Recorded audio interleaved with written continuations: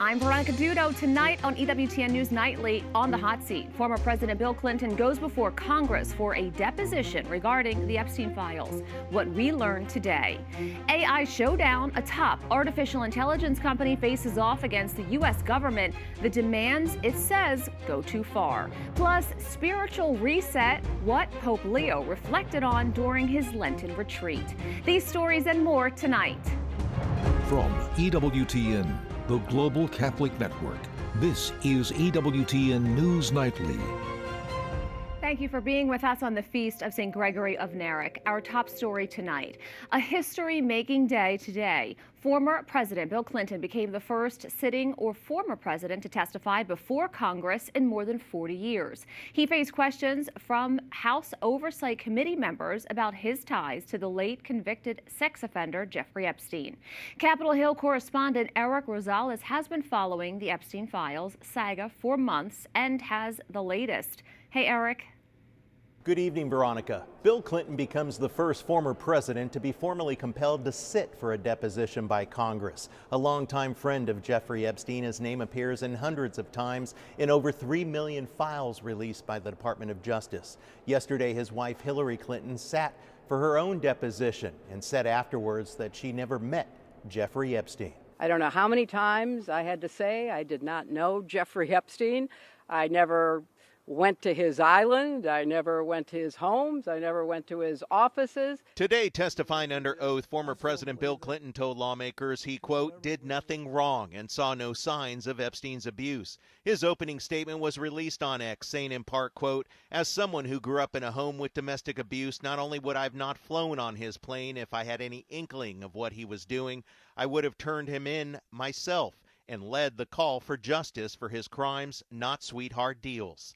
Later came an update. President Clinton, as of right now, is cooperative and answering all of our questions, and that it leads me to believe that if we can remove the partisan nature of this investigation, we actually might be able to get justice.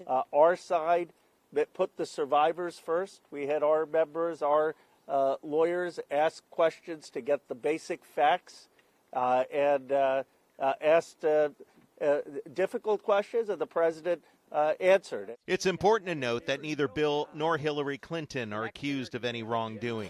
Democrats who have supported the push to get answers from Bill Clinton are now arguing a precedent has been set, and it should also apply to President Trump. He appears in the Epstein files next to Jeffrey Epstein and Ghislaine Maxwell almost more than anybody else. So it's time for the president to answer questions about why files are missing from the DOJ, why there's been a White House cover-up. Even Republican senators are pressuring Attorney General Pam Bondi and the Department of Justice to release all of the Epstein files in the wake of media reports that the DOJ is holding records detailing claims by a woman made in 2019 against both Epstein and President Trump from the 1980s. So this issue is far from over. At the Capitol, Eric Rosales, EWTN News Nightly. I want to bring in John White, Emeritus Professor of Politics from the Catholic University of America, to discuss this further. Thanks for joining me. As Eric mentioned, Bill Clinton is the first sitting or former president to testify before members of Congress in more than 40 years. Hillary Clinton also sat for a deposition. Now, it's not surprising that some Democrats say they would like President Trump and First Lady Melania to do the same. Is it likely the Clintons' testimony would create a precedent? Yes, it does create a precedent. Let's face it. You have a former president who appears in the Epstein files being asked and subpoenaed to testify before Congress.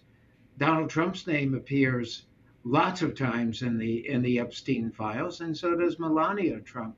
So I think this is a situation of be careful what you wish for, Republicans. You might just get it. Today they got Bill Clinton. Yesterday, they got Hillary Clinton. Bill Clinton said he didn't recall many things. What is the legal significance of a witness repeatedly saying, I don't recall, in a congressional deposition? And how does that affect investigators' ability to establish facts? Well, remember, the former president and the former first lady, for that matter, are testifying under oath. So if they are lying under oath before Congress, that is a crime. If you are saying, I don't remember, I can't recall, technically that does not fall within the purview of a chargeable criminal act. So, again, there's so much more that has to be done here with these files in terms of the people that appear in them, the people that need to testify. And this goes beyond party now. This is a really important matter for the American public because I do think that what you see is something beyond party in terms of the so-called Epstein class, the people that can get away with crimes and sexual abuse and child trafficking and the like. How does a bipartisan investigation by the House Oversight Committee differ from a criminal probe by the Department of Justice in terms of scope, authority, and potential consequences? Well, technically, the Department of Justice should have a wide scope in terms of its investigation. Here, because partisanship rules the Congress, the scope of the investigation is likely to be a lot more limited. Now, on January 6th, there was a wide scope and wide net cast in that investigation, but that was again done by the creation of the committee and the inclusion by Nancy Pelosi of 2 Republicans on it, including Liz Cheney as vice chair. Now, the January 6th committee could not charge crimes, but it could turn over and did turn over its information to the Justice Department. John White, thank you so much. Thank you. Just days after President Trump's State of the Union address, today he flew to Texas to promote his energy and economic policies. The Lone Star State is also where 3 supporters are battling it out in the Senate Republican primary. President Trump was asked about who he's endorsing, and we asked President Trump about an accusation the governor of Illinois just posted on social media aimed at the midterm elections. White House correspondent Owen Jensen reports. Owen. Veronica, good evening to you. President Donald Trump was asked about the elections today, and while the November midterms are still months away, March 3rd is just next week. That's when Texas holds its primary. This as the battle for political power in D.C. kicks off. As he heads to the Lone Star State, President Donald Trump greets flag-waving supporters on the South Lawn. The president seeking to ride the message of his State of the Union address, where he declared a return to economic prosperity and a more secure America. The roaring economy is roaring like never before. When speaking with reporters before getting on Marine One, President Trump did not directly answer a question about which GOP Senate candidate he would endorse. Instead, he spoke about the purpose of his trip to Texas. It's been amazing what we've been able to do, and when your prices are way down, led by energy, led by oil. Senator John Cornyn is battling for his 5th term as being challenged by State Attorney General Ken Paxton and Representative Wesley Hunt. Strong conservative leadership still matters. While no endorsements, Cornyn did fly on Air Force One today and posted multiple photos of his ride on social media. The GOP battle comes as Democrats have a contested primary of their own in Texas between State Representative James Tallarico, a self-described policy wonk, and progressive favorite Representative Jasmine Crockett. Governor Pritzker of Illinois going after President Trump, tweeting, "Donald Trump's plan to steal the 2026 midterm elections is already underway." I was able to directly ask the president about that accusation. Here's our Governor Pritzker. Governor Pritzker posted on social media that you're planning to steal the 2026 midterm elections. In fact, he says the plan is already underway. How do you respond to Governor Pritzker? Well, he's got to focus on crime in his state. The crime in his state's doing very badly. If we went and took care of it, what we would do, just like Washington, D.C., we have no crime. Memphis, it's down 82%. Louisiana, you take a look at Louisiana, what he should really do is focus on crime in his state because there's too much of it. Now, Governor Pritzker of Illinois responded to my interaction that I had earlier with President Trump, saying on X, quote, "Donald, you're not denying it," end quote. As for the election next week in Texas on March 3rd, many expect it'll go to a runoff in May. At the White House, Owen Jensen, EWTN News Nightly. High-stakes nuclear talks between the U.S. and Iran have ended in Geneva without a deal. Both sides walked away yesterday, citing profound differences that remain unresolved. As international mediators hope to keep diplomacy alive, the military shadow seems to be growing. The Trump administration is demanding Iran completely dismantle its nuclear sites. But Tehran continues to reject that stipulation. With U.S. aircraft carriers deployed in the region and Washington warning that time is up, the risk of an armed conflict is at its highest point in decades. However, negotiations are set to move to Vienna next week in what some experts say might be the last chance to prevent a full-scale war. I'm not happy with the fact that they're not willing to give us what we have to have. So I'm not thrilled with that. We'll see what happens. We're talking later. We'll have some additional talks today. But no, I'm not happy with the way they're going. President Donald Trump made those comments about Iran as he was leaving the White House this morning. He also said it will all work out well. Evacuations are underway in Israel as U.S. Ambassador Mike Huckabee urges non-essential staff to leave immediately. According to a leaked email on Friday, Huckabee called the directive purely cautionary, telling staff there's no reason to panic. With commercial flights in high demand, embassy personnel are being told to fly anywhere they can to then find a connection back to Washington. Families and non-essential workers were authorized to depart this morning. Secretary of State Marco Rubio will arrive in Israel Monday for high-stakes meetings as U.S.-Iran tensions continue. Pakistan and Afghanistan have traded attacks in a dramatic escalation of tensions between the countries. Pakistan's defense minister says the two countries are now in open war. Afghanistan launched a cross-border attack on Pakistan late Thursday. Then Pakistan carried out airstrikes in Kabul and two other Afghan provinces Friday. Tensions have been high between the neighbors for months. Pakistan accuses Afghanistan's Taliban government of harboring militant groups that stage attacks across the border and being allies with its long rival India. A ceasefire ended intense fighting in October, although the two sides have occasionally traded fire since then. President Donald Trump says he's ordering all federal agencies to phase out the use of Anthropic technology. The company's CEO said the Pentagon demanded they accept any lawful use of its technology. He said he's worried the deal could lead to its technology being used for mass surveillance and fully autonomous weapon systems. Anthropic's contract with the government is $200 million. Joining us now is Owen Daniels, Associate Director of Analysis at the Center for Security and Emerging Technology. Owen, thank you so much for joining us. So first, what are your thoughts on President Trump's order to all federal agencies to phase out Anthropic?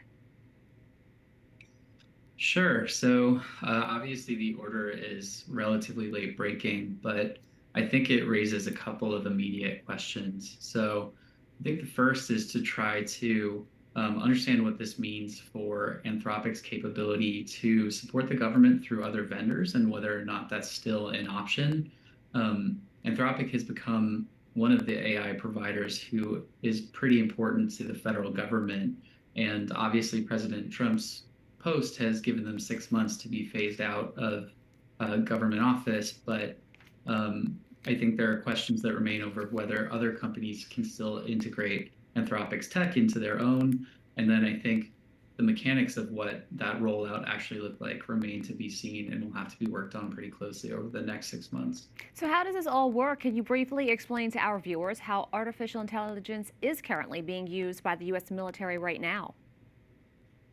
Sure. So artificial intelligence has actually been used in military contexts for a while. But I think what is new about the Anthropic case is that we are seeing the use of generative AI and large language models like Anthropic's Claude and ChatGPT be incorporated into military systems. I think this case is really significant because it brings to the mainstream this idea of using AI for autonomous weapon systems and informing decision-making around the use of force. These are questions that militaries have been grappling with for a while, but I think Anthropic's stance here has really raised the public visibility of these questions in a really significant way. Now, other AI companies such as X, Google, and OpenAI also have contracts with the government, yet they're not in the headlines today. What makes Anthropic different? So Anthropic is known throughout the frontier AI industry for its safety-first approach. This week, there were some changes that Anthropic made to its responsible scaling policy. And that's essentially about the way that the company releases models and tries to avoid racing towards an unsafe frontier in AI. The company revised that policy this week, more in a response to its competitors, seemingly, than the Pentagon. But I think a key takeaway from this question is which companies will step up to take Anthropic's place when it comes time to integrate capabilities into the DoD. It will definitely be interesting to see what happens. Owen Daniels, thank you so much. Thank you. We have a lot more still to come on EWTN News Nightly. Backing out, one media giant makes a major move in the battle for Warner Brothers Discovery. Learn who is one step closer to acquiring it. And U.S. bishops get involved in a Supreme Court case. Learn which one and why.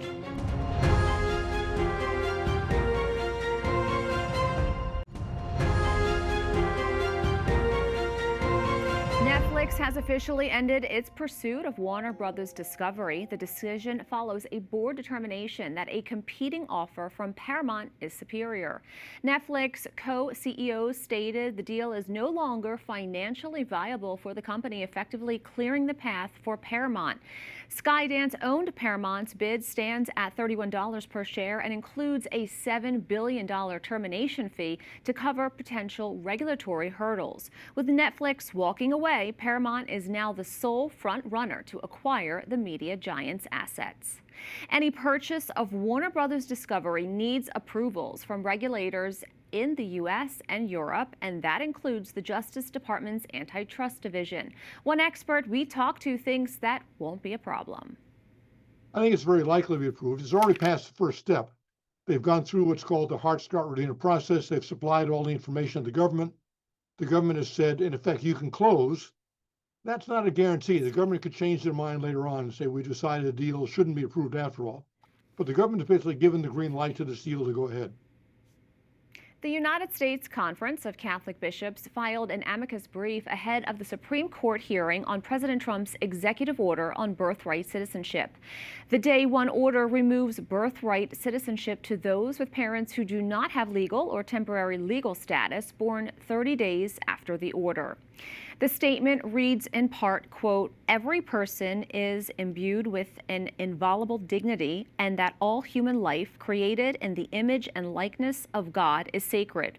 These teachings extend to immigrants in the United States without legal status and their American children who were born in the United States." The Supreme Court is set to hear arguments on April 1st.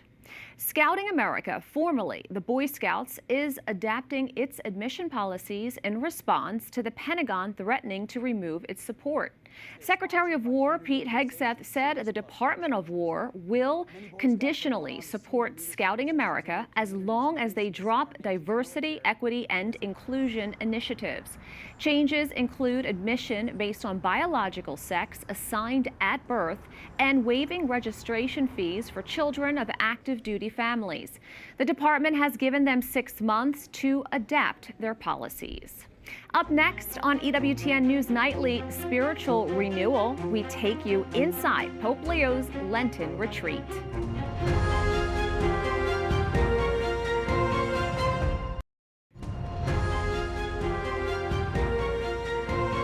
After days of prayer, silence, and reflection, the spiritual exercises led under the inspiration of St. Ignatius of Loyola have officially come to a close.